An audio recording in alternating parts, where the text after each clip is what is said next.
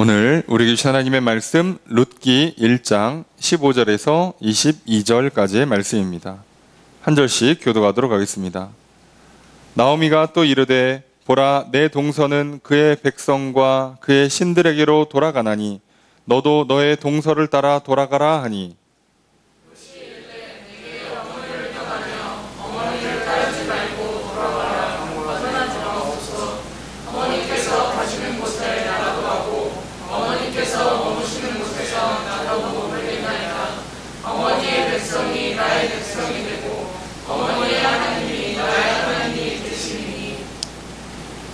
어머니께서 죽으시는 곳에서 나도 죽어 거기 묻힐 것이라.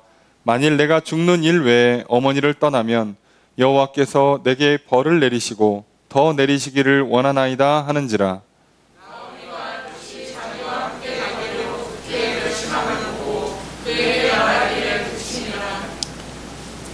이에 그 두 사람이 베들레헴까지 갔더라. 베들레헴에 이를 때 온 성읍이 그들로 말미암아 떠들며 이르기를 이가 나오미냐 하는지라. 나오미가 그들에게 이르되 나를 나오미라 부르지 말고 나를 마라라 부르라. 이는 전능자가 나를 심히 괴롭게 하셨음이니라. 내가 풍족하게 나갔더니 여호와께서 내게 비어 돌아오게 하셨느니라. 여호와께서 나를 징벌하셨고 전능자가 나를 괴롭게 하셨거늘 너희가 어찌 나를 나오미라 부르느냐 하니라. 나오미가 모압 지방에서 그의 며느리 모압 여인 룻과 함께 돌아왔는데 그들이 볼이 추수할 때 베들레헴에 이르렀더라. 아멘. 자리에 앉으시기 바랍니다. 할렐루야. 거룩한 주일 주님 전에 나와 예배드리시는 성도님들을 주님의 이름으로 환영합니다. 우리 앞에 있는 분들과 사랑의 유제를 나누겠습니다. 인사합시다. 사랑합니다. 축복합니다. 이 시간 주 앞에 나와 예배드리시는 성도님들을 주님의 이름으로 환영하고 축복합니다. 우리는 지난 주일 말씀부터 룻기 말씀을 살펴보고 있습니다. 룻기는 룻이라는 한 여인에 관한 말씀입니다. 그저 한 여인이 시부모를 잘 섬기고 마치 효녀로 살아서 복을 받았더라라는 그런 단순한 이야기를 성경이 이렇게 열심히 기록할 리가 없습니다. 성경은 하나님께서 일하시는 것들에 대한 하나님의 기록이기 때문에 그렇다면 사람에 대한 기록이 나올 때 꼭 그 사람 안에 어떤 믿음이 있었는가와 관련돼서 우리는 성경 말씀을 읽어야 합니다. 우리는 지난주 룻기를 통해서 정확히는 엘리멜렉과 그의 아내 나오미의 가정 이 어떤 믿음으로 살았고 어떤 삶의 여정들을 만났고 어떤 결과를 맞이했는가를 살펴보았습니다. 유대 땅 베들레헴에 흉년이 듭니다. 이 사사시대고 사사시대의 마지막 때이면 대부분 이스라엘 백성들의 신앙 상태가 좋지 않습니다. 우상숭배가 만연하던 때입니다. 그것 때문에 하나님께서 징벌로 흉년을 내리신 건지 아니면 살다 보면 가끔씩 흉년도 오고 그러는 건지 정확히는 알 수가 없습니다. 성경은 그걸 밝혀주지 않습니다.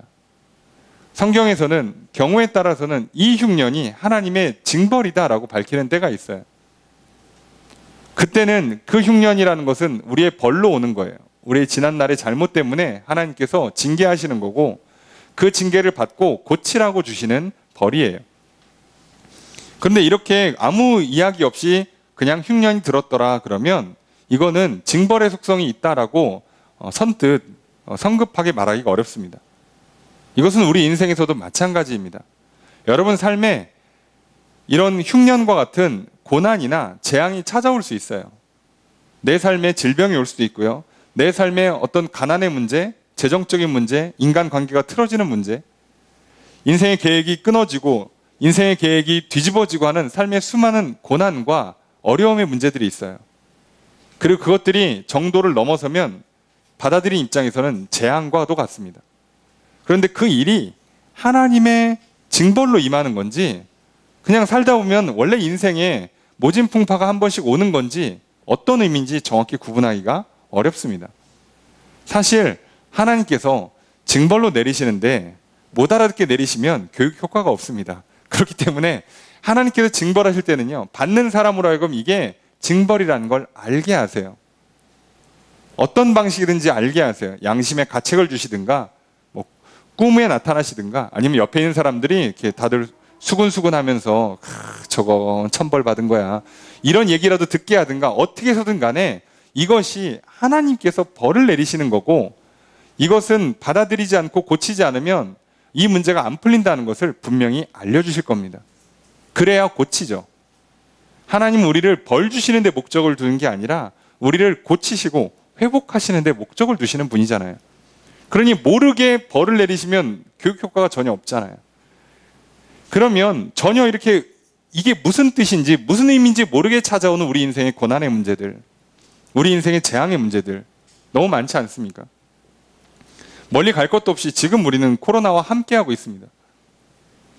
이게 그동안 우리가 뭘 잘못해서인지, 우리가 너무 뭐 환경을 파괴해서 그런 건지, 아니면 뭐 질병 관리를 잘못한 건지, 아니면 그냥 인생 살다 보면 가끔씩 이렇게 바이러스들이 어떻게 변이가 되거나 연구소에서 뭘 하다가 뭐가 좀 이렇게 유출이 되거나 등등등으로 인해서 뭐가 됐든 결국 이렇게 살다 보면 때때로 한 번씩 이런 뭐 대질병이라든가 어떤 자연적인 재앙이라든가 이런 것들이 한 번씩 오는 건지 우리는 정확히 알 수가 없어요. 그래서 이걸 파악하는 건 사실 의미가 없습니다. 지금 당장 우리 입장에서 이 코로나의 기원을 찾으면 뭐합니까? 못 풀어요. 그걸 찾으면 당장 다음 달부터 문제가 풀립니까? 안 풀려요. 그래서 사실 우리 인생에서 가장 인생 낭비 중에 하나가 뭐냐면 내 고통의 기원을 찾는 거예요. 내가 어쩌다 내 인생이 이렇게 꼬였나, 이거를 찾아보면 전혀 찾을 수가 없거든요. 그럼 이제 결론은 그냥 태어나지 말았어야죠. 이런 결론으로 가는 거예요. 뭐 부모 탓, 조상 탓 하는 것도 한계가 있잖아요. 그냥 태어나지 말았어야지. 사실 그 외에 다른 답이 잘 안 나와요. 왜냐하면 원인이 명확하지 않은 문제는요, 누구의 책임 소재인지를 밝힐 수가 없습니다. 그러니 여러분 인생에서 고난이 찾아올 때, 재앙을 마주할 때요, 그 기원을 너무 찾지 마세요. 우리에겐 이게 중요한 게 아니라 이걸 어떻게 받아들이냐가 훨씬 중요합니다. 문제는 유대 땅 베들레헴에 흉년이 들었을 때 한 가정이 있어요. 엘리멜렉과 그의 아내 나오미, 그리고 두 아들이라는 있는 이 4인 가정에 이 가장이 되는 아버지 엘리멜렉이 놀랍게도 이 재앙을 보고 믿음을 굳건히 합니다. 여러분, 우리는 어떤 고난이든 어떤 재앙을 만날 때 그때 나의 믿음이 더 확실히 드러나게 돼 있어요. 엘리멜렉은 이때 확실한 믿음을 가져요. 이 땅엔 희망이 없다. 그리고 모압으로 가자. 도대체 왜 모압에 희망이 있는지는 몰라요. 무슨 얘기를 들은 건지, 어려서 뭘 배웠는지, 들었는지, 경험을 한 게 있는지 우린 전혀 알 수 없지만 중요한 건 엘리멜렉이 그냥 고향 땅을 버리고 자기 부모로부터 물려받은 기업을 다 버리고 이방 나라 땅으로 굳이 이주할 때는요, 그냥 갈 리가 없단 말이에요. 그리고 이게 잠깐 흉년을 피하는 거였으면 1년, 2년쯤 뒤에 돌아왔어야죠. 근데 이주하고 나서 최소 10년 이상을 지낸단 말이에요. 그럼 이거는 처음부터 돌아올 마음이 없이 간 거예요. 그때는요, 믿음을 갖고 가는 겁니다. 여러분, 우리 인생에서요, 중요한 선택의 순간들이 있어요. 특별히 고난이나 재앙을 만나서 이때 내가 어떤 선택을 내리냐에 따라서 내 인생의 성패가 좌우된다. 사냐 죽냐, 성공하냐 망하냐가 결정되냐라는 순간이 오면 여러분, 우리는 믿음을 근거로 선택할 수밖에 없어요. 놀라운 건 이 엘리멜렉은 믿습니다. 하나님의 나라, 하나님의 백성, 그리고 하나님께서 우리 조상에게 이주시키고 이곳이 젖과 꿀이 흐르는 땅이요 복된 땅이라고, 그리고 내가 너희를 복주겠다고 약속한 그 땅으로 믿지 않고 여기엔 소망이 없고 희망이 없고, 무슨 근거인지는 명확하지 않지만 모압에는 가면 먹고 산다, 가면 성공한다라고 믿어요. 이렇게 근거 없는 믿음이 우리 안에 참 많습니다. 오늘날 가장 이와 비슷한 믿음 중에 하나가 도시를 믿는 거라고 그랬잖아요. 도시에 가면 성공한다, 도시에 가면 살 수 있다. 그래서 우리나라 사람만 다 서울 하는 게 아니고요, 전 세계의 모든 대도시들이 점점 더 커지는 추세예요. 이건 갈수록 더 심해질 겁니다. 왜요? 사람은요, 하나님 안 믿으면 다 이상한 거 믿게 돼 있거든요. 다들 도시를 우상처럼 믿고 있어요. 자, 어떤 이유인지 엘리멜렉이 그 믿음을 가지고 이주합니다. 여러분, 우리도요, 뭔가 하나님 아닌 다른 걸 믿고 나아가면 그 믿음을 근거로 우리의 생각이 바뀌고 그 믿음을 근거로 우리의 마음이 바뀌어서 결국 우리의 말로 나타나고 행동으로 나타나요. 자, 엘리멜렉은 이주를 합니다. 문제는 이주를 했는데 얼마 지나지 않아서 남편이 죽어요. 자, 남편이 죽습니다. 이게 뭐 초기에 죽었을 가능성이 높은데 그럼 남편이 한 3년 있다 죽고 그리고 다 아들 한 10년 키웠다고 생각하면 뭐 대략 한 10년, 한 10여 년 정도를 지낸 거예요. 모압 땅에서. 남편이 죽었는데 나오미가 그럼 두 아들을 데리고 고향으로 돌아오냐? 안 돌아옵니다. 이제부터는 남편인 엘리멜렉의 믿음이 아니라 이 가정의 가장이 되는 어머니인 나오미의 믿음이 이 가정을 주관하게 돼 있는 거예요. 나오미 또한 모압을 믿어요. 하나님을 믿지 않습니다. 그래서 남기로 결정합니다. 여러분, 고대의 여인이 홀로서 과부가 돼서 두 자녀를 키운다는 건 절대 쉬운 일이 아니에요. 게다가 심지어 타국에서, 이방 땅에서, 아니 고향에 돌아가면 하나님의 율법에 근거해서 도와주기라도 하지. 그리고 가업으로 물려받은 땅이라도 있죠. 여기는 아무것도 없어요. 근데도 왜 거기에서 고생길을 마다하지 않고 남아있을까요? 믿음이 있어요. 여기 있으면 산다. 여기 있으면 성공한다. 왜 그런 믿음을 갖는지 근거는 아무도 몰라요. 중요한 건 그냥 그렇게 믿었다는 거죠. 나오미가. 믿고 버팁니다. 그 믿음을 갖고 있었기에 이곳이 맞다. 여기서 살 수 있다. 성공한다. 그래서 모든 소망을 두 자녀에게 두고 그저 모압을 사랑하고 두 자녀를 사랑하고 힘써 열심히 삽니다. 잘 키워요. 결혼시킵니다. 모압 여인을 며느리로 맞이해서 두 아들들을 결혼을 시켜요. 그래서 뭔가 잘 사는 것 같은데 문제가 또 생깁니다. 그 두 아들들도 다 죽어요. 자, 이제 갑자기 장면이 바뀌어서 이제 나오미랑 이방 며느리 2명만 남는 가족 구성원이 완전히 바뀐 형태가 됐어요. 그러니까 나오미 입장에서 얼마나 인생이 기구해요. 남편이랑 두 아들을 놓고 시작을 했는데 싹 다 죽고 두 며느리만 남아있어요. 그러니 우리 같으면 이쯤 되면 절망하고 최소한 내가 살려면 그래 고향 친척 땅이라도 돌아가서 도와줄 사람이라도 찾아야지. 가업이라도 이어받아야지. 여기는 가업은 결국 땅이란 얘기거든. 그 땅을 팔 수 없게 되기 때문에 무조건 땅을 물려받거나 나를 살려주게 돼 있어요. 법적으로. 그런데도 안 돌아갑니다. 성경은 분명히 남아 있었더라라고 기록해요. 남아 있죠. 여러분, 우리 인생에서 고난이 끊이지 않고 재앙이 끊이지 않아요. 그럼 뭔가 좀 생각을 해봐야죠. 이곳에서 갖고 있었던 나의 믿음이 깨질 때 이곳에 가면 살 것이다. 이곳에 가면 성공할 것이다. 그랬는데 안 돼요. 문제가 생겨요. 그러면 우리는 그때 내 믿음의 근거를 돌아봐야 돼요. 내가 지금 착각하고 있는 건 아닌가? 도대체 나는 무슨 근거로 이 믿음을 가졌는가를 생각해 보면 대부분은요, 그냥 근거 없어요. 희망사항이고 그냥 행복 회로를 돌렸을 뿐이에요. 그런데도 나오미는 돌아오지 않아요. 그런데 나오미에게 소식이 들립니다. 여호와께서 자기 백성을 돌봐주신다. 그래서 양식을 주셨다는 소식이 들려요. 설마 흉년이 막 10년 넘게 지속될 리는 없어요. 그럼 다 죽어요. 여러분, 우리는 이미 뭐 창세기에서 봤듯이 그 대제국이라고 말할 수 있는 애굽에도요 7년 흉년 들면 나라 망해요. 그럼 이스라엘 같이 작은 나라가 흉년을 10년 넘게 만나면요 그냥 나라가 망해요. 분명히 그럴 리 없어요. 아마 특별한 일 아니었으면 한 3년, 길어야 4, 5년 정도 지나면 흉년은 풀렸을 거예요. 근데 나오미는 지금 벌써 여기서 10년 넘는 세월을, 최소한 10여 년, 많게는 거의 20년 가까운 세월을 보내고 있단 말이죠. 설마 처음 들었겠습니까? 하나님께서 자기 백성을 돌봐주시고 흉년이 끝났다는 얘기를? 아니요. 이제서 들리는 거죠. 나의 믿음이 약해지니까, 잘못된 믿음이 약해지니까 비로소 들리는 거예요. 그래서 또 이 고난은요, 어떤 의미에서는 우리의 잘못된 믿음을 깨트리는 효과가 있어요. 그래서 우리는 늘 고난을 만날 때마다, 재앙을 만날 때마다 다시금 믿음을 굳건히 하는 기회가 됩니다. 어쩌면 우리에게 이 코로나라는 시간이, 그리고 이것 때문에 벌써 1년 넘는 시간을 고생하고 있는 우리 모두에게는 우리가 다시금 믿음을 굳건히 하는 시간이 돼요. 잘못된 믿음을 갖고 있지 않았는가 깨트려보고, 내가 그동안 잘 믿었다고 생각했는데 왜 이런 고난이 찾아오지? 왜 안 되지? 라는 질문을 할 수밖에 없고요. 그 질문을 통해서 다시 복음으로 돌아가는 거예요.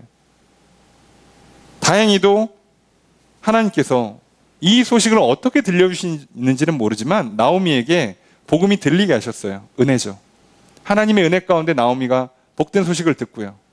그 소식을 듣고 나오미는 작은 믿음을 갖습니다. 그래, 돌아가면 산다. 믿음을 바꾸죠. 믿음의 대상이 바뀌죠. 그러니까 이제 생각이 바뀌어요. 돌아가야겠다. 돌아가는 게 좋겠다. 돌아가자. 그래서 말하고 행동으로 옮깁니다. 짐 싸서 가요. 자, 가려다 보니까 이 작은 믿음에는 문제가 있어요. 나는 어떻게 살 것 같아. 그 정도 믿음은 있는데 이방 며느리 2명은 안 될 것 같아요. 하나님이 이 사람들을 책임져 줄 것 같지가 않아. 그래서 어떡합니까? 내 생각엔 돌아가도 너희들은 못 살아. 너희들은 너희 땅으로 돌아가. 라고 얘기하죠. 그랬는데 첫째 며느리는 돌아가고 지금 둘째 며느리 룻은 안 돌아가겠다는 의사를 표현해요. 우린 이걸 통해서 오늘 본문까지 이어지는 거죠. 도대체 어떤 말을 듣고 어떤 상황에 어떤 믿음을 갖는가 다시 한번 살펴보려고 그래요. 여러분, 오늘 우리에게는 또 고난의 때를 맞이해요. 재앙을 맞이합니다. 매 순간순간 우리는 결정과 선택을 해야 돼요. 그때 우리는 다 믿음을 근거로 살게 돼 있습니다. 오늘 무엇을 믿는가에 대한 관점 중에 이제 그동안은 엘리멜렉 그리고 나오미였다면 이제 룻이 어떤 믿음을 갖고 있는가를 보려고 그래요. 오늘 본문을 통해서. 룻이 처한 상황과 룻이 들은 말과 상황 가운데 도대체 룻은 어떤 걸 받아들이고 어떤 믿음으로 나아갔길래 도대체 룻 기가 성경에 기록될 수밖에 없는가. 그냥 시어머니를 잘 봉양한 효녀로서의 룻이 아니라 왜 믿음의 어머니가 되고 믿음의 조상이 돼서 결국 다윗의 족보에 그 이름을 꼭 넣어주는 한 여인의 반열에 올라갈 수 있었는가.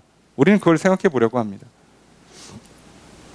오늘 우리는 복음의 말과 세상의 말, 지혜와 상식의 말이 항상 같이 들리게 돼 있어요.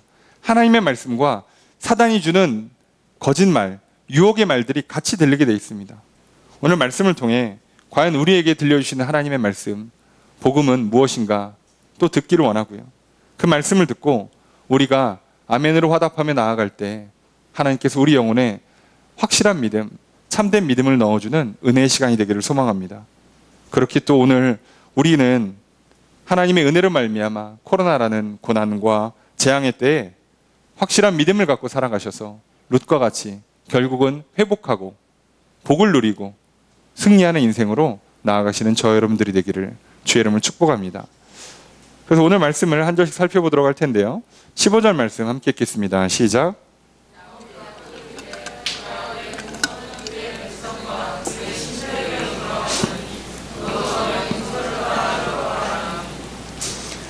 오늘 이 본문은요, 굉장히 중요한 걸 얘기해주고 있어요. 분명히 나오미는 자기 두 며느리에게 돌아가라고 할 때 무슨 얘기를 했냐면, 나를 따라가 본들 너희들에겐 소망이 없어. 내가 다시 언제 재혼해서 애를 낳고 그 애를 너희들의 남편으로 돌려주겠냐?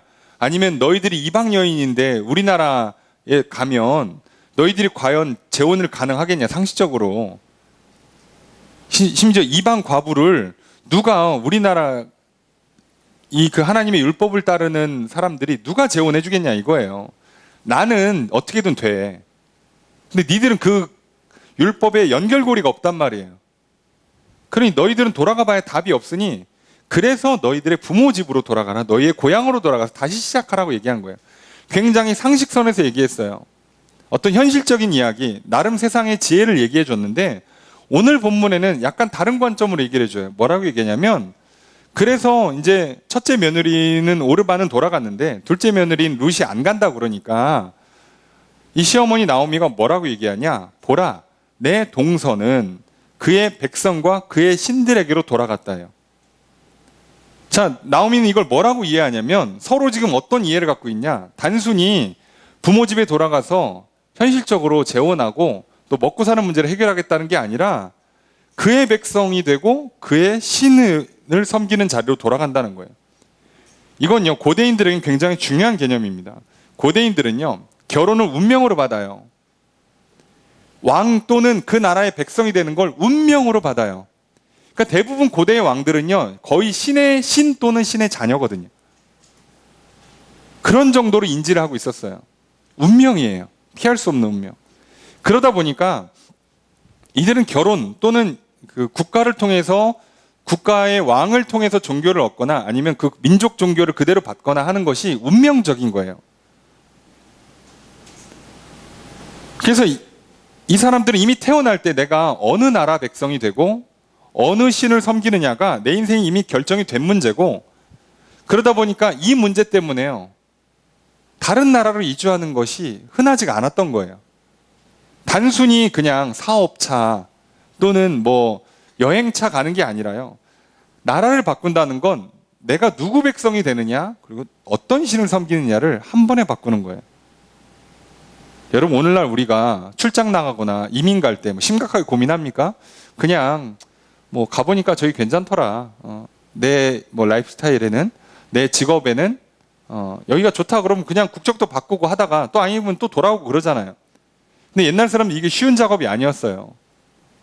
사실 이거는 아브라함 때도 똑같습니다.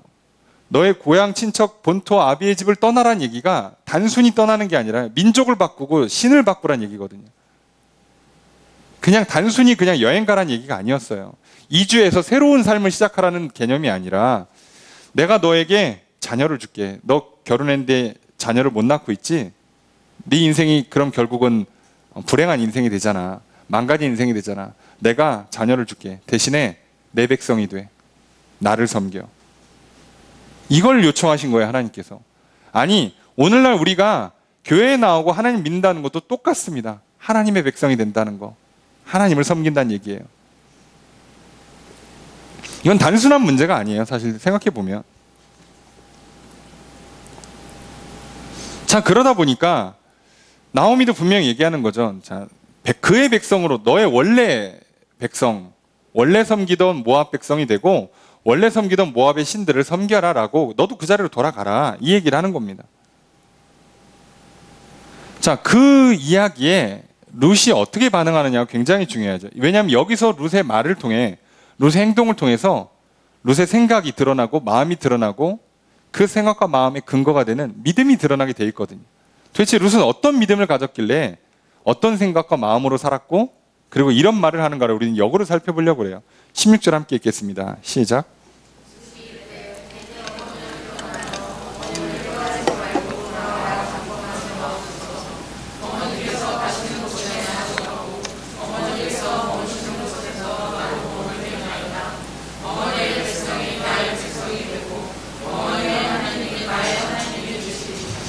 자, 룻이 시어머니한테 얘기합니다. 내게 어머니를 떠나며 어머니를 따르지 말고 돌아가라, 강권하지 마옵소서. 시어머니의 강력한 부탁을 거절하죠. 여러분, 고대에 이건 쉬운 작업이 아니에요. 어지간한 확고한 뜻이 없으면 이렇게 못하죠. 그럼 도대체 룻이 무엇 때문에 이렇게 하는가? 그럼 이 룻의 결단에는 당연히 생각이 있고, 그 생각에는 믿음이 있는 거죠. 여기 룻이 이렇게 대답합니다. 어머니의 백성이 나의 백성이 되고 어머니의 하나님이 나의 하나님이 되겠다. 그래서 내가 따라가겠다는 건데요. 이게 오늘 본문에는 이렇게 어머니의 백성이 나의 백성이 되고 어머니의 하나님이 나의 하나님이 될 겁니다, 이렇게 얘기하니까 그냥 그런가 보다 싶지만요, 직역하면요, 이거 거의 그 단답형이에요. 단어를 그냥 끊어서 얘기했어요. 어머니의 하나님, 나의 하나님. 어머니의 백성, 나의 백성. 대답이 이게 끝이에요. 정말 짧게 얘기했다고요. 간단 명료하게. 그 얘기는 뭐예요? 확실하게 얘기한 거예요. 군더더기 없게 깔끔하게 끝낸 거예요. 자, 어머니의 하나님이 나의 하나님, 어머니의 백성이 나의 백성. 자, 그만 얘기하시죠, 라고 끝냈다는 얘기의 대답을. 당돌하죠. 예. 룻이 효녀인 줄 알았는데, 자, 예, 성격이 있네요. 성격이 아니죠. 믿음인 겁니다. 도대체 이렇게 생각할 수밖에 없었다는 거죠. 도대체 왜 그랬냐? 그러면 룻은 어떻게 이 믿음을 가졌냐는 거예요. 생각해 보세요. 지금 엘리멜렉도 그렇고 나오미도 그렇고 두 아들도 그렇고 여호와 하나님 백성 되기를 포기하고 여호와 하나님을 섬기는 걸 포기하고 이주했단 말이에요. 모압 땅으로. 근데 어떻게 된 게 모압에서 얻은 며느리는 여호와의 백성이 되겠다고 그러냐고요. 여호와를 섬기겠다고 그러냐고. 신기하잖아요. 우리가 생각해 볼 때는 엘리멜렉이 거기 가서 전도했겠습니까? 그럴 리가 없죠. 나오미가 자기 며느리들을 잘 대해주면서 비록 내가 다른 나라에 이민 왔지만 우리 하나님 여호와 하나님 좋으신 분이야. 이랬습니까? 그럴 리가 없어요. 나를 안 돌봐주니까 지금 마음 상해서 이민 간 거 아니에요. 그렇잖아요. 그런데 도대체 룻은 왜 이런 믿음을 가졌냐는 거죠. 복음 전할 리가 없어요. 이 사람들이 거기서 하나님 섬겼겠습니까? 어림도 없어요. 하나님을 섬겼으면 결혼할 때 아시죠? 고향으로 돌아가서 하나님의 백성들 중에서 며느리감을 찾아왔겠지. 그럼 모압 여인을 찾았다는 얘기는 처음부터 종교가 대통합이 됐다는 얘기예요. 그러니까 벌써 이미 하나님을 버렸고 하나님을 떠났고 하나님을 섬기지 않아요. 그런데 놀라운 건 그 집에 들어온 며느리는 하나님을 섬겨요. 이거 어떻게 되는 거야? 여러분 이게 참 신기한 게요. 아까도 말씀드렸잖아요. 결혼. 한 나라의 백성이 되는 것. 운명으로 받아요. 자, 이 운명으로 받을 때 사람마다 해석이 다른 거예요. 첫째 며느리는 이걸 뭐라고 받는 거예요? 내가 모압으로 이주해 온 여호와 하나님을 섬기던 이 가정에 내가 이 사람들이 이주해 와서 내가 이 가정의 며느리가 된 것은 그냥 계속 모압에서 살란 얘기다. 계속 모압 신을 섬기란 얘기다. 이렇게 받아들이는 거예요. 그러다가 시부모 죽고 남편 죽고 시어머니가 떠나라 그러니까 운명이구나 라고 받는 거예요. 그런데 룻은 받아들이는 게 달라요. 룻은 어떻게 받냐면 내가 모압에서 태어나서 모압에서 쭉 자랐는데 결혼할 때 됐는데 이스라엘에서 온 가정, 여호와 하나님을 섬겼던 백성, 여호와 하나님을 섬겼던 사람들 집안에 들어가요. 그럼 이제 나는 뭐를 받는 거예요? 여호와 하나님이란 신이 나를 하나님 당신의 백성으로 받아주는구나. 나로 하여금 하나님을 섬기라고 하는구나. 이렇게 받는 거예요. 어떻게 두 며느리가 이렇게 다르게 받냐고요. 나오미가 열심히 전도한 게 절대 아닐 거란 말이죠. 그냥 각각의 며느리들이 알아서 해석을 한 거예요. 근데 받아들인 태도가 달라요. 놀랍죠. 그래서 저희가 이제 청년 모임 때 열심히 가르쳐 드렸습니다만 우리 영혼은요 상태가 자유롭다 그랬잖아요. 똑같은 상황을 제공해 줘도요 사람마다 반응이 제각각이에요. 우린 다 자유가 있어요. 자기 마음이에요. 똑같은 운명을 마주했는데 해석이 달라요. 자유예요. 이건 교육으로 되는 게 아니고요. 뭐 가정 환경으로 되는 게 아니고요. 강압으로 되는 게 아니라 자기가 하는 거예요. 굉장히 중요합니다. 왜냐면요. 오늘 나오미가 분명 이렇게 밝히거든요. 나의 백성, 나의 하나님. 누가 시켜서 하는 게 아니에요. 나의 하나님이 됐다고요. 벌써. 아니 사실 룻이 단 한 번 이스라엘 성전에 가서 예배를 드려본 적이 있을까요? 뭐 성경 들고 와서 거기 성경 읽었겠습니까? 단 한 번 절기를 지켰겠냐고요. 아무것도 안 했어요. 근데 받아요 운명으로 나의 하나님. 그런데 시부모 돌아가시고 남편 죽고 시어머니가 고향으로 돌아가겠대. 그럼 이제 룻은 어떻게 해석이 되는 거예요? 이제 더 가까이 부르시는구나. 이제 나는 직접 가서 예배를 드리는구나. 이렇게 받는 거예요. 근데 이건 누가 강요해서 낼 수 있는 게 아니거든요. 여러분 생각해 보세요. 우리도 마찬가지잖아요. 전도를 해보신 분들은 알아요. 이게 내가 아무리 열심히 권면하고 기도해주고 밥 사줘도요. 별짓 선물 주고 별짓 다 해도요. 사람마다 받는 게 제각각이에요. 결국은 하나님께서 은혜를 베풀어 주시는 것과 이 사람이 그 은혜를 받아들이는 것에 승부가 나지 나는 그냥 중재자일 뿐이에요. 뭐 어떻게 할 수가 없어요. 내가 열심히 했으니까 한 번은 와야 되지 않겠냐? 자, 이렇게 얘기하면 사실 이건 약간 유교 스타일인 거 아시죠? 예, 돛 닦는 거잖아요. 예. 야, 인간적으로 너무하지 않냐? 인간적이 되면 하나님의 종교가 아니죠. 근데 우리는 전도를 인간적으로 한단 말이에요. 야, 내가 이렇게까지 했으면 한 번은 와야지. 야, 내 체면 봐서라도 하루는 좀 앉았다 가야 되는 거 아니냐? 요번 주 우리 교회 행사 있어. 앉았다 가. 자, 이러면 그냥 마지못해서 오고. 자, 그러면요. 나의 하나님이 될 수가 없어요. 그 사람한테는. 어떻게 어거지로 끌려올 수 있어요? 아니면 심지어 부모나 직장 상사나 아니면 친구나 사장님이 예? 오라고 해서 올 수는 있어요. 근데 시간 조금만 지나보세요. 이제 슬금슬금 다시 돌아가지. 왜요? 내 백성이 아니고 내 하나님이 아니잖아요. 근데 룻은 아무것도 해준 게 없는데 자기가 나의 하나님으로 받아요. 그래서 룻이 믿음의 조상의 반열에 올라가는 거예요.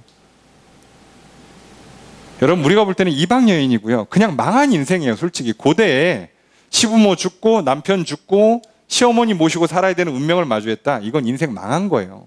인생 망가진 거라고.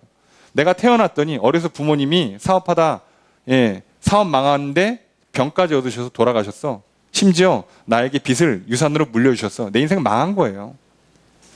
그냥 이 나라를 떠야지. 그렇잖아요. 이걸 누가 기쁨으로 받냐고. 근데 누구는요, 하나님께서 오늘 내게 주시는 운명이다. 내게 주시는 사명이다. 그리고 간단 말이에요. 누구는 하나님 날 버리셨다. 여길 뜨자. 이렇게 받고요. 누가 맞냐? 이건 누구 맞고 안 맞고가 아니라 어떤 믿음이냐의 문제예요. 사람들은 착각하죠. 뭐가 더 좋으냐? 뭐가 옳으냐? 여러분, 좋고 옳은 거 없어요. 그걸로 승부나는 게 아니에요. 우리 인생은 무엇을 믿었느냐에서 결정되는 거예요. 어차피 하나님도 믿음만 보시거든요.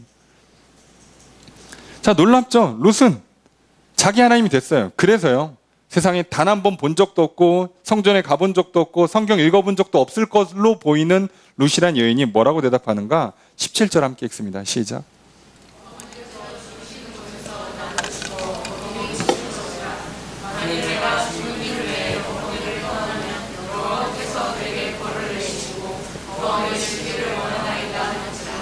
자, 뭐라고 얘기하냐? 어머니 죽으시는 곳에서 나도 죽겠다. 그 백성이 되겠다는 얘기죠.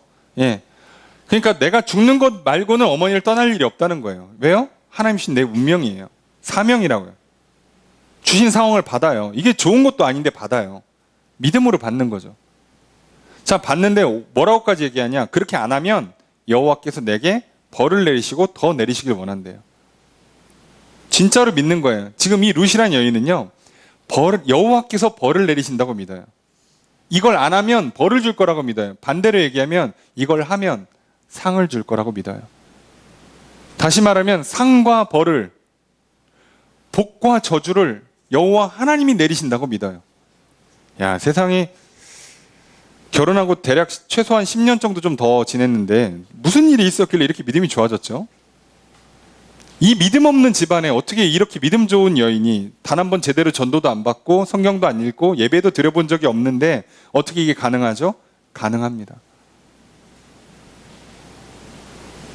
하나님께서 은혜의 손길을 베풀고 계시기 때문에 가능합니다. 코로나인데 어떻게 교회를 나오고 어떻게 전도를 하죠? 가능합니다. 내가 하는 게 아니거든요. 하나님이 하시는 거예요. 코로나 만나면 교회는 다 문 닫고 사업장 다 문 닫아야 될까요? 아니에요. 그렇지 않아요. 여러분, 어떤 이유든 간에 결국 하나님께서 룻에게도 빛을 비춰주시고요. 룻에게도 말씀을 전해주셨어요. 그게 정말 우리가 볼 때는 희미해. 야, 저 정도 들으면 알아들을 수 있나? 싶을 정도로 희미하게 줬는데도요, 누구는요, 받아요. 여러분, 절대로 상황을, 환경을 핑계하지 마십시오. 누구는 그걸 그 가운데서도 하나님 뜻을 분별하고요. 누구는 그 가운데서도요, 길을 찾아요. 누구는 빛을 환하게 비춰줘도요, 물건은 못 찾고요. 누구는 잠깐 번쩍였는데도 보고 찾아가요. 내가 하는 겁니다. 내가. 여러분, 오늘 우리의 신앙은 나의 믿음이에요. 나의 하나님이어야 합니다. 여러분, 제 믿음으로요, 제 부모도 제 배우자도 제 자녀 누구 하나도 건지지 못해요. 나 하나 구원받으면 감사한 거라고요. 여러분께서 이 교회를 평생 다니셔도요, 이 교회 교인들이 통째로 한 번에 다 하나님 나라 가는 일은 없을 거예요. 여러분의 각자의 믿음으로 간다고요. 어렸을 때 교회에서 이제 맨날 구원 열차 얘기 많이 들었는데, 교회 잘 오셨습니다, 탑승하셨습니다, 눈 뜨면 천국입니다 그랬는데 아니었더라고요. 배워보니까 그건 아니죠. 내 믿음으로 가는 거예요. 예. 각각 들려 올라갑니다. 놀랍죠. 그래서 뭐라고 그래요? 한 사람은 남고 한 사람 올라갈 거라고 그러죠. 오늘 나의 하나님, 내가 하나님의 백성이 되지 않으면요, 소용없어요. 아니, 코로나인데 어떻게 교회를 나와요? 아니, 지금 상황이 이렇게 안 좋은데 어떻게 하나님 믿을 수 있겠어요? 여러분, 누구는요, 더 잘 믿어요. 코로나 때문에. 특히나 고난이 오고 재앙이 오면요, 믿음은 더 확실해질 수밖에 없어요. 내가 무엇을 믿는가는요, 더 분명히 드러나게 돼 있어요. 자, 룻의 믿음을 본 나오미가 이제 포기합니다. 뭐 더 가라고 하는 게 더 웃겨. 나오미 입장에서도 얼마나 어이가 없겠어요. 어떻게 된 게 며느리가 나보다 믿음이 더 좋아요. 그러니 더 말리는 것도 웃기잖아요. 못 말리고 그냥 갑니다. 이게 룻의 믿음이에요.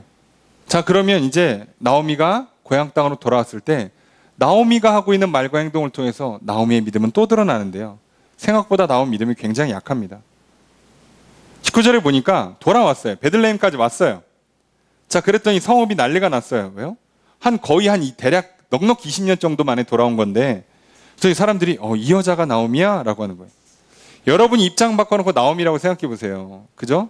저 이방 며느리만 데리고 지금 돌아오고 있어요. 어떻게 돌아와야 돼요? 최대한 소리 소문 없이 조용히 돌아와야죠.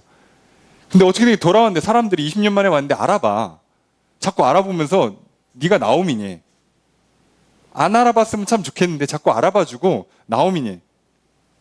그래서 어떻게 돼요? 온 성읍이 그들로 말미암아 떠들어요. 여러분 같으면 이때 기분이 어떻겠어요? 더 싫잖아요. 더 좌절과 절망이 오잖아요. 더 기분 나쁘고 더 슬프고 더 우울하잖아요. 여러분, 이 상황을요, 믿음의 눈으로 보면 어떻게 되는 거냐면, 이렇게 소문이 나야 나오미와 룻을 도와줄 사람이 나와요. 놀라운 건 그래요.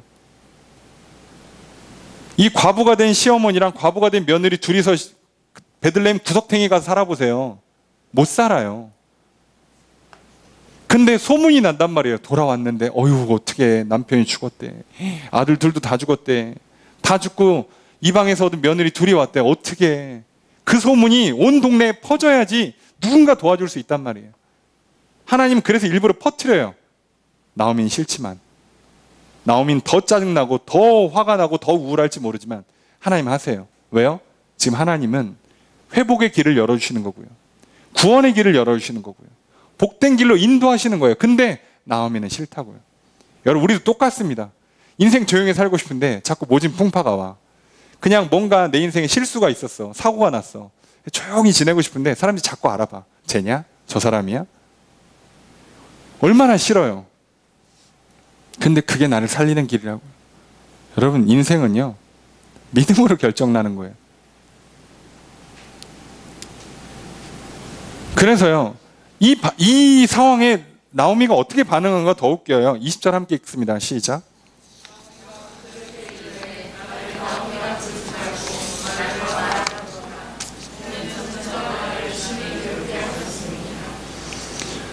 자, 나오미가 뭐라고 그러냐면 자기 이름을 나오미라고 부르지 말래. 그리고 마라라고 부르라고 합니다. 어디서 많이 들어보셨죠? 마라의 쓴물, 출애굽기에 나오는 마라의 쓴물이라고 불리는 건, 마라 자체가 진짜 쓰다는 단어예요. 쓰다.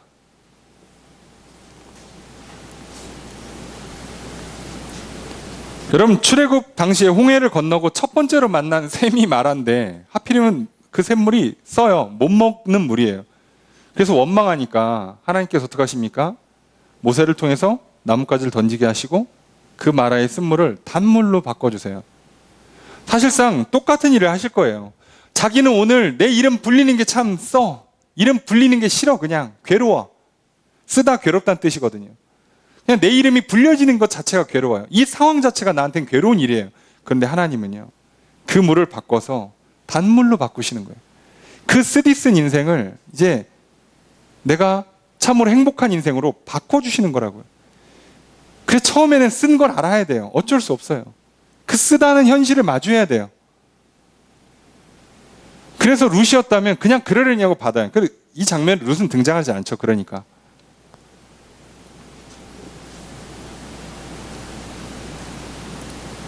게다가 그렇게 말한 이유가 뭐예요? 전능자가 나를 괴롭게 했대요. 아니, 지금 하나님은 괴롭히는 게 아니라니까요. 지금 살리려고 지금 길을 열어주잖아요. 병원에 갔는데 여러분 생각해 보세요. 내 몸에 문제가 있어. 의사가 그걸 고치겠다고 칼로 째요. 지금 의사 난 죽이려고 하는 게 아니라고. 아프죠. 그죠? 예, 마취약 들어가니까 막 어지럽고 토할 것 같죠. 칼로 째니까 죽을 것 같죠. 살리는 거잖아요. 오히려 그 칼을 안 받으면 내가 죽잖아요. 약 먹어봐야 얼마나 써요. 예. 근데 그 약이 쓴 게 아니라 사실은 그 약은 나를 살리는 거예요. 진짜로 내 인생을 쓰게 만드는 질병은 내 속에 있잖아요. 나한테 있는 거잖아요. 문제는 항상 나한테 있죠. 하나님 문제가 없으세요. 놀랍게도 그렇잖아요. 그런데 나오미는 믿음이 없다고까지 하기 뭐하고 믿음이 너무 약하니까 이게 못 받아들여지는 거예요. 하나님께로 돌아는 왔는데 이걸 못 받아요. 우리도 마찬가지예요. 교회는 나왔는데 자기에게 주어진 상황을 못 받아들이시는 분들이 있어요. 믿음이 약한 거죠. 이분들은 믿음이 강해지기 전까지 이 상황이 늘 괴로울 거예요. 그리고 이 상황이 풀릴 때까지 이걸 잘 이해하지 못한단 말이죠. 오늘 우리의 믿음이 약하다면 오늘 우리의 코로나 현실이 굉장히 쓰디쓰게 괴롭게 다가올 겁니다. 내가 처해진 가정 환경이나 성장 배경이 쓰고 괴롭게 받아들여질 거예요. 내 주어져 있는 상황이나 환경들이 굉장히 쓰고 괴롭게 받아들일 거라고요. 믿음이 없으면. 하나님이 나를 괴롭게 하시고 오늘 뒤에 21절에 보면 나를 징벌하신다고, 나를 괴롭게 하신다고까지 표현해요. 그냥 나에게 하나님 벌을 주신다고. 내가 뭔가 옛날에 잘못을 많이 하긴 했어. 벌 주시나 보다. 이렇게 하는 거예요. 그런데 믿음이 있으면요, 알아요. 이 괴로움은 결국 나를 살리는 길이고 하나님은 나보다 더 좋은 걸 예비하시고 나를 회복시킬 거라는 믿음으로 참고 인내하고 받아들이는 거죠. 세상이 21절에 뭐라고 얘기하냐면요, 내가 풍족하게 나갔는데 여호와께서 내게 비어 돌아오게 하시대. 아니, 이렇게 말하긴 뭐하지만 풍족했으면 왜 나갔어요? 흉년이 10년이 와도 버틸 정도로 풍요로웠으면 굳이 왜 갔냐고. 뭐하왜. 하나님께서 비어 돌아가게 했대. 그렇게까지 하나님 믿었으면 끝까지 하나님 옆에 붙어 있었어야지. 왜 갔냐고. 모압으로. 그런데요, 사람이요 간사하죠. 상황이 바뀌면 금세 말을 바꿔요. 분명히 가난해서 나갔어. 근데 좀 더 가난해져서 돌아왔을 뿐인데 풍족해서 나갔는데 가난해져서 왔대. 아니에요, 여러분. 여호와께서 나를 징벌하고 괴롭게 하셨다. 성경은 단 한마디도요, 엘리멜렉이 됐든 나오미를 징벌했다는 표현이 안 나와요. 하나님은 징벌할 적이 없어요. 그냥 다 같이 흉년을 만나고 어떻게 살다 보면 그냥 누가 일찍 죽을 수도 있고요. 사고를 당할 수도 있고요. 모압 땅이 무슨 기후가 안 맞든 물이 안 맞았나 보죠. 그럴 수도 있어요. 풍토병을 얻을 수도 있고요. 모른다고요. 다 하나님이 징벌하시는 게 아니에요, 우리 인생은. 근데 그냥 내가 싫은 상황이 연출이 되면, 내가 괴로우면 다 벌이에요. 그냥 하나님 날 저주하는 것 같고. 날 나오미로 부르지 말래요. 좋은 이름 갖다 줘도 싫대. 그냥 말하라고 부르래. 칭찬해줘도 못 받아요. 그러니까. 축복을 해줘도 싫어해요. 그냥 하나님 날 벌하신대. 난 저주받았대. 난 안 된대요. 그래도 하나님께서 살려는 줄 것 같으니까 그냥 교회는 나오고 신앙생활 하는 것처럼. 나오미의 믿음이 딱 그 정도 믿음이에요. 어떻게 교회는 나와? 천국은 가겠지. 근데 이 땅의 삶은 괴로워. 하나님 날 자꾸 벌 주시는 것 같아. 복을 안 줘. 나를 괴롭게 해. 날 미워하시는 것 같아. 그럼 이건 바른 믿음이 아니에요. 좋은 믿음이 아니라고. 룻은요, 심지어 나오미보다도 훨씬 더 절망적인 상황이잖아요. 이렇게 표현하기 뭐하지만 그래도 나오미는 살 만큼 살았지. 룻은 앞길 창창한 젊은 여인 아닙니까? 이 당시 결혼 일찍 하는 걸 생각해보면 지금 길어봐야 나이 30밖에 안 됐을 거라고요. 앞으로 홀로 된 시어머니, 자기도 과부고 과부가 된 시어머니만 모시다가 평생 살다 그렇게 끝날 운명이에요. 희망이 없어요. 근데도 절망을 안 하고 저주를 안 하는데, 그래도 해볼 거 다 해보고 인생에 좀 모진풍파 만났다고 이렇게 절망하고 낙심하고 사실상 하나님께 원망을 하는 거잖아요. 여러분, 우리도 마찬가지예요. 조용히 살고 싶을 때 시끌벅적하게 만들고 자꾸 뭐가 내 뜻대로 안 돌아가고 싫은 것만 자꾸 다가올 때 하나님이 나를 괴롭게 하시는 것처럼 느껴질 수 있습니다. 하나님이 나를 벌하신다고 느낄 수 있어요. 여러분, 그때요, 불평, 불만, 원망에 빠지지 마십시오. 내 안에 그런 마음이 들 때 꼭 기억하셔야 돼요. 내 믿음이 지금 약하구나. 내가 하나님을 제대로 신뢰하지 못하고 있구나. 분명히 얘기했잖아요. 시작할 때부터 하나님이 자기 백성을 돌보신다고, 양식으로 먹이신다고. 여러분, 하나님께서 내 삶에 개입하시고요, 나를 위해서 일하십니다. 나를 돌보시고요, 나를 먹여주실 거란 말이죠. 그걸 위해서 일하고 계시는 거고 준비하고 계시는 거예요. 그러니 그 하나님을 믿으십시오. 코로나는 내 인생을 망가뜨리기 위해서 주시는 게 아니에요. 내 인생에 살면서 만나는 수많은 고난과 시련들, 재앙들은요, 나를 망가뜨리려고 주시는 게 아니에요. 성경은 분명히 말합니다. 너희를 향한 나의 생각은 내가 하나니 재앙이 아니라 평안이라고 말씀하셨잖아요. 하나님 단 한 번도 우리에게 재앙을 주는 걸 목적으로 삼는 분은 아니에요. 하나님도 하다 재앙을 주시는 거예요. 너무 말을 안 들으니까, 고쳐지지가 않으니까. 근데 심지어 그 재앙조차도 회복을 목적으로 주신다고요. 단 한 번 하나님은 우리에게 생명의 하나님이 아닌 적이 없고요, 축복의 하나님이 아닌 적이 없었어요. 단지 내가 늘 못 믿었던 거죠. 더 놀라운 건 22절입니다. 함께 읽습니다. 시작.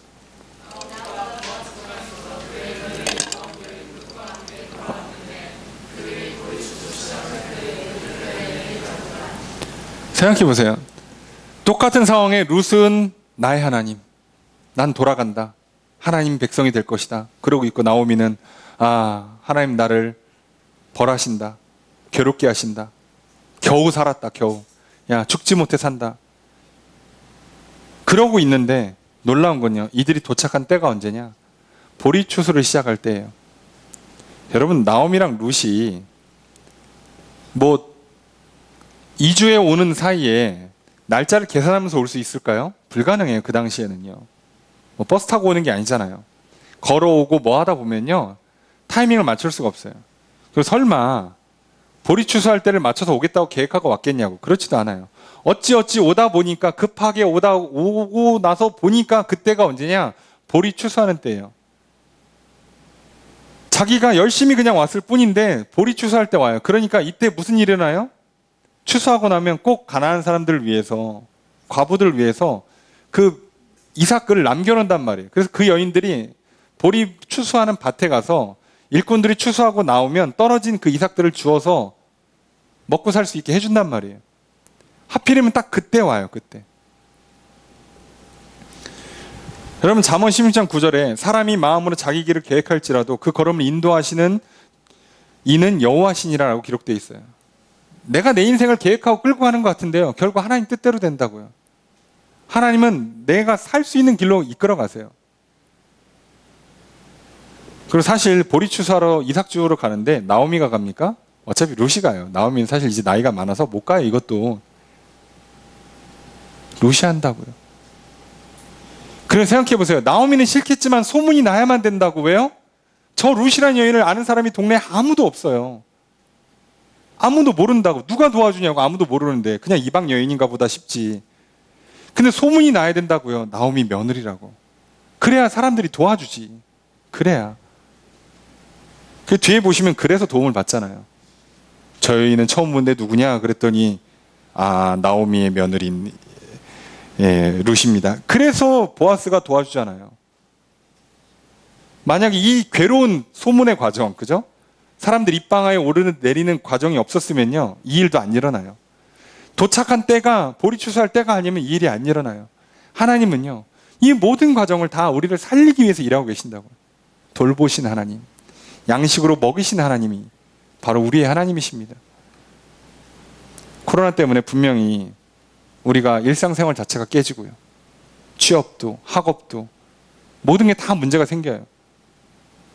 그래서 하나님께서 그냥 나를 벌하시는구나, 나를 괴롭게 하시는구나처럼 받아들일지 모르지만 하나님은요, 우리를 살리십니다. 먹이고 입히십니다. 그걸 위해서 나보다 먼저 준비하고 계세요. 우리가 그걸 다 알 수 없을 뿐이지 이제 우리에게는요, 믿느냐의 문제만 남아있어요.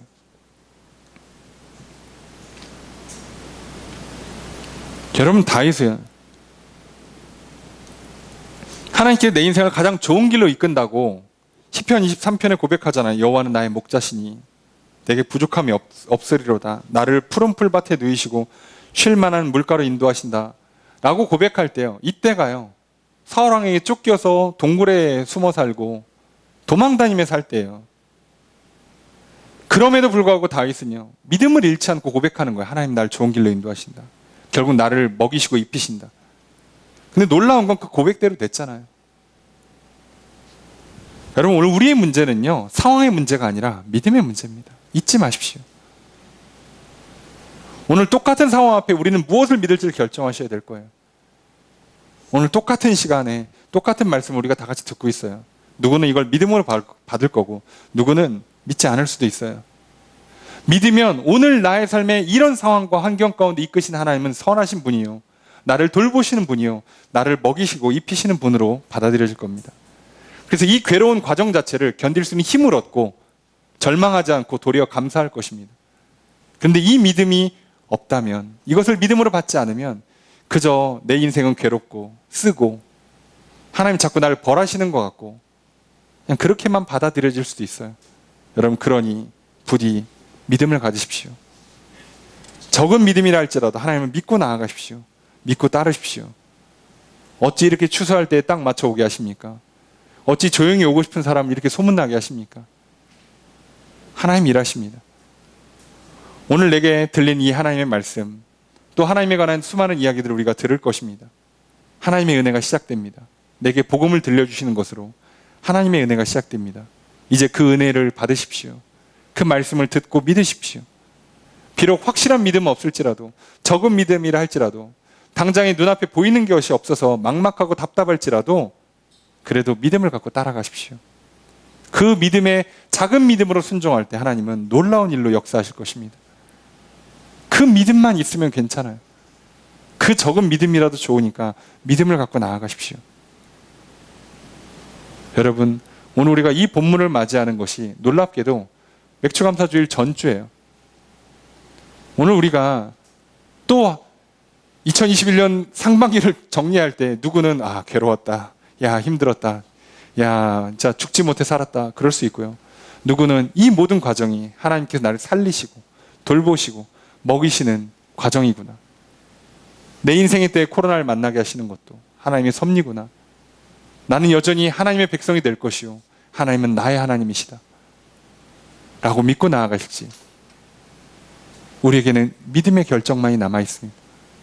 그 믿음을 갖고 있는 사람은 감사로 하나님 예배할 수 있을 것이요, 그 믿음이 적으면 그냥 절기인가 보다, 아유 그래 그냥 절기니까 또 와서 예배 드리고, 그래 뭐 평소보다 좀 신경 써서 헌금하고 그냥 그러면 되겠지. 여러분, 믿음에서 결정이 나는 거예요. 여러분, 하나님께 우리의 믿음을 드리셔야 됩니다. 그 믿음을 담아 고백하시고요, 그 믿음을 담아 찬양하시고요, 그 믿음으로 기도하십시오. 물질의 액수를 떠나서 적은 물질이라도 좋으니까 믿음을 담아 드리십시오. 감사하는 마음을 하나님께 드리십시오. 그러셔야 합니다. 여러분, 그러니 여러분의 인생의 때에 또 나오미와 같은 인생이 펼쳐질 수 있습니다. 괴롭고 힘들고 어려운 시절, 코로나 때 많은 사람들이 대부분 괴롭고 힘든 상황을 마주하고 있을 이때에 여러분, 나오미의 믿음이 아니라 룻과 같은 믿음으로 나아가십시오. 하나님은 나를 돌보신다, 내게 양식으로 먹이신다. 바로 그 하나님이 오늘 나의 모든 인생을 이끌고 가실 것입니다. 비록 과정이 순탄치 않아도, 비록 내가 싫고 괴로운 일을 마주한다 할지라도 하나님은 절대로 나를 버리지 않으시고 나를 포기하지 않으시고 나를 향한 회복과 놀라운 축복의 길로 이끌어 가실 것입니다.